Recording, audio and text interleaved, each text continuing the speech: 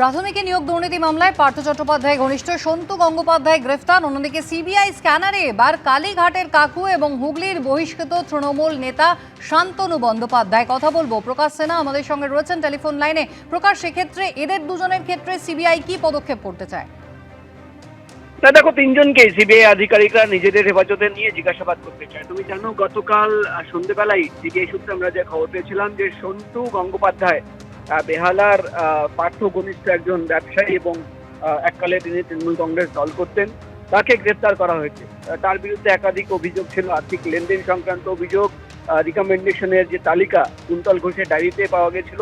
এবার যে নতুন খবর আমরা সিবিআই সূত্র মারফত জানতে পারছি যে গতকালই সিবিআই এর আধিকারিকরা ব্যাংশাল কোর্টের সিবিআই স্পেশাল কোর্টে পৌঁছে গেছিলেন এবং তারা একটি আবেদন জমা দিয়েছেন। যে প্রাথমিক নিয়োগ দুর্নীতি মামলায় তারা কালীঘাটের কাকু ওরফে সুজয় কৃষ্ণ ভদ্র, যাকে তুমি জানো ইডি গ্রেফতার করেছিল, তিনি প্রেসিডেন্সি জেলে রয়েছেন, এবং হুগলি তৃণমূল কংগ্রেসের যিনি নেতা রয়েছেন শান্তনু বন্দ্যোপাধ্যায়, এই দুজনকেও প্রোডাকশন ওয়ারেন্ট করা হোক, দুজনকেও হেফাজতে নিতে চায় সিবিআই।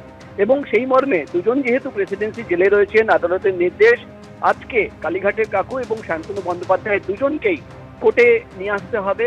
এবং সিবিআই সূত্রের খবর, এই দুজনকেও কিন্তু নিজেদের হেফাজতে চান সিবিআই এর গোয়েন্দারা। অর্থাৎ সন্তু গঙ্গোপাধ্যায় যাকে গ্রেফতার করা হয়েছে এবং কালীঘাটের কাকু এবং শান্তনু বন্দ্যোপাধ্যায় যারা প্রেসিডেন্সি জেলে রয়েছে অন্য মামলায়, তাদের তিনজনকেই আজকে কোর্টে তোলা হবে এবং তিনজনকেই নিজেদের কাস্টাডিতে চান সিবিআই এর গোয়েন্দারা।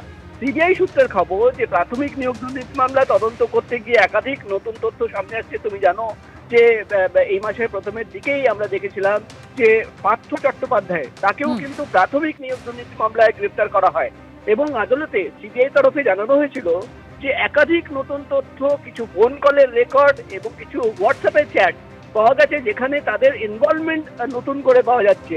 এবং এই সূত্র ধরেই গতকাল আমরা দেখলাম সন্তু গঙ্গোপাধ্যায়, পার্থ চট্টোপাধ্যায় ঘনিষ্ঠ ব্যবসায়ী, তাকে গ্রেফতার করা হয়। এবার সিবিআই সূত্রের খবর কালীঘাটের কাকু এবং শান্তনু বন্দ্যোপাধ্যায়, এই দুজনকেও কিন্তু নিজেদের হেফাজতে চান সিবিআই এর গোয়েন্দারা। আজকে দেখার বিষয় হবে যে তিনজনকেই যখন কোর্টে তোলা হবে তখন সিবিআই তরফে কি তথ্য, প্রমাণ বা এভিডেন্স আজকে কোর্টে পেশ করা হয়। প্রকাশ, ধন্যবাদ।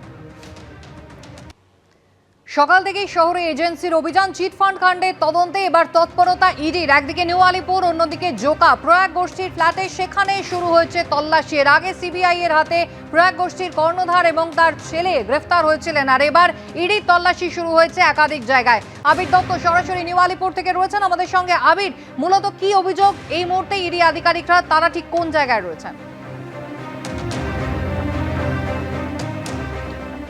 মূলত দেখো, আর্থিক তছরূপেরই অভিযোগ এবং সেই অভিযোগের তদন্তেই ইতিমধ্যেই তল্লাশি অভিযান চলছে। আমি এখন দাঁড়িয়ে রয়েছি নিউ আলিপুরের শাহাপুর অঞ্চলে এবং সেখানে এই যে বিল্ডিং দিব্যেন্দু সিংহ দেখাচ্ছে তার একেবারে টপ ফ্লোরে সেখানে ইডির আধিকারিকেরা এবং তার সঙ্গে সেন্ট্রাল ফোর্সের জওয়ানরা তারা সেখানে রয়েছেন। ইডির তরফ থেকে তল্লাশি অভিযান চালানো হচ্ছে। 1997 সালে রেজিস্টার হয়েছিল এই কোম্পানি দিল্লিতে এবং তাদের কাজ শুরু হয় সেখান থেকেই। এবং এরপর সেই কোম্পানির আর্থিক তছরূপ, আমানতকারীদের টাকা নয়ছয় সহ একাধিক আর্থিক দুর্নীতির অভিযোগ কিন্তু রয়েছে এবং কলকাতার বিভিন্ন জায়গায়, তার মধ্যে বেহালায় এই যে তাদের কর্ণধারদের পরিচিত একজনের বাড়িতে ইডি গেছে এমনটা জানা যাচ্ছে। জোকাতে একটি হোটেল অ্যান্ড রেস্টুরেন্ট, সেখানে ইডির তরফ থেকে তল্লাশি চালানো হচ্ছে।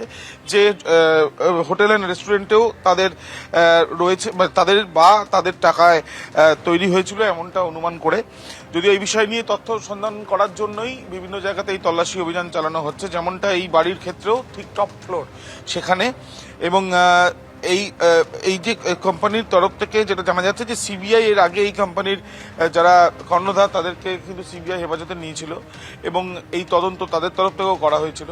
এবং এবার ইডির তরফ থেকে চিটফান্ড মামলায় নতুন করে দেখা যাচ্ছে যে তৎপরতা এবং প্রয়াগ এই যে চিটফান্ড, সেই চিটফান্ডের টাকা কোথায় কোথায় গিয়েছে, আমানতকারীদের টাকা যেটা তছরূপ হয়েছে বা নয়ছয় করা হয়েছে বলে অভিযোগ উঠেছিল, সেই অভিযোগের যে তদন্ত, সেই তদন্তেই এর ঠিক কোথায় কোথায় টাকা পাঠানো হয়েছিল বা টাকা কোথায় গেল সেই বিষয়গুলো নিশ্চিতভাবে জানার জন্যই এই তল্লাশি অভিযান চলছে বলে ইডি সূত্র থেকে জানা যাচ্ছে। আবির, ধন্যবাদ।